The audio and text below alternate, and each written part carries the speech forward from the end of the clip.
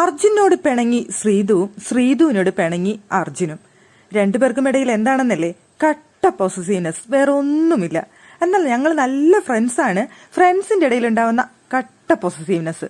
സംഭവം മറ്റൊന്നുമല്ല, ശ്രീതു ഇന്ന് ഇരുന്ന് സിബിന്റെ അടുത്താണ് കൂടുതൽ നേരം സംസാരിച്ചിട്ടുള്ളത്. അർജുന്റെ അടുത്ത് അധികം സംസാരിക്കുന്നേ ഇല്ല. രാത്രി ഒരുപാട് നേരം അർജുനും ശ്രീതുവും സാധാരണ സംസാരിക്കാറുള്ളതാണ്. രാത്രി 12:30 സമയത്ത് സിബിനുമായി ഇരുന്ന് ബീൻ ബാഗിലിരുന്ന് അവിടെ ശ്രീതു സംസാരിക്കുകയാണ്. അർജുൻ അവിടെ ഒറ്റയ്ക്കിരിക്കുകയാണ്.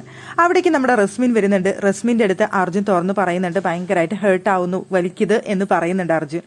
അപ്പോൾ അത് റസ്മിൻ വന്നിട്ട് ശ്രീതുവിന്റെ അടുത്ത് വന്ന് പറയുന്നുണ്ട്, ഒരുപാട് ഹേർട്ട് ചെയ്തിട്ടുണ്ട് അവനെ, നീ ഒന്ന് പോയി സംസാരിക്കേ എന്ന് പറയുന്നുണ്ട്.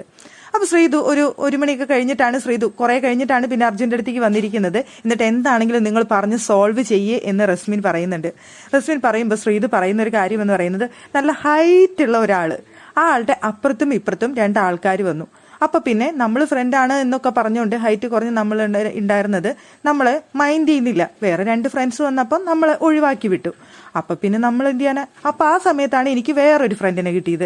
അത് ആളിനെ കുറെ തമാശയൊക്കെ പറയും, ചിരിപ്പിക്കും എന്നുള്ളതുകൊണ്ട് ഞാൻ ആ ഫ്രണ്ടിന്റെ കൂടെ സംസാരിക്കുന്നു.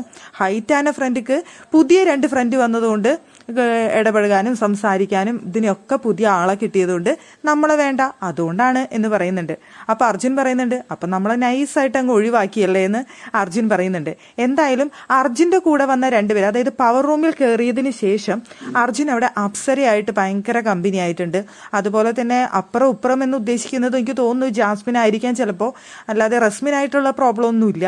അപ്പൊ വേണമെങ്കിൽ അപ്സരയാണ്, അതെന്തായാലും ഉറപ്പാണ്. അപ്സരയായിട്ട് അടുക്കുന്ന അപ്സരയായിട്ടുള്ള ഒരു വഴക്ക് ശ്രീധുവിനുള്ളത് കൊണ്ട് തന്നെ അപ്സരയുടെ അടുത്ത് നല്ല ദേഷ്യമുണ്ട്. ഇപ്പൊ അർജുൻ ആണെങ്കിൽ അപ്സരയായിട്ട് നല്ല കൂട്ടാണേനും ഒരുപാട് നേരം അപ്സരയുമായി സംസാരിക്കുന്നുണ്ട് അർജുൻ.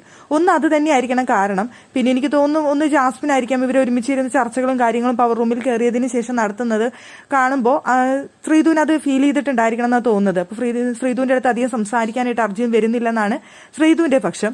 പക്ഷെ സിബിനുമായിട്ട് അടുക്കുന്നത്, സിബിനുമായി സംസാരിച്ചിരിക്കുന്നത് അർജുനും പിടിക്കുന്നില്ല. അങ്ങോട്ടും ഇങ്ങോട്ടും കട്ട പൊസസീവ്നെസ് തന്നെ. പക്ഷെ 2 പേരും ഉള്ളിൽ എന്തെങ്കിലും ഉണ്ടോ എന്ന് ചോദിച്ചു കഴിഞ്ഞാൽ അതറിയത്തില്ല.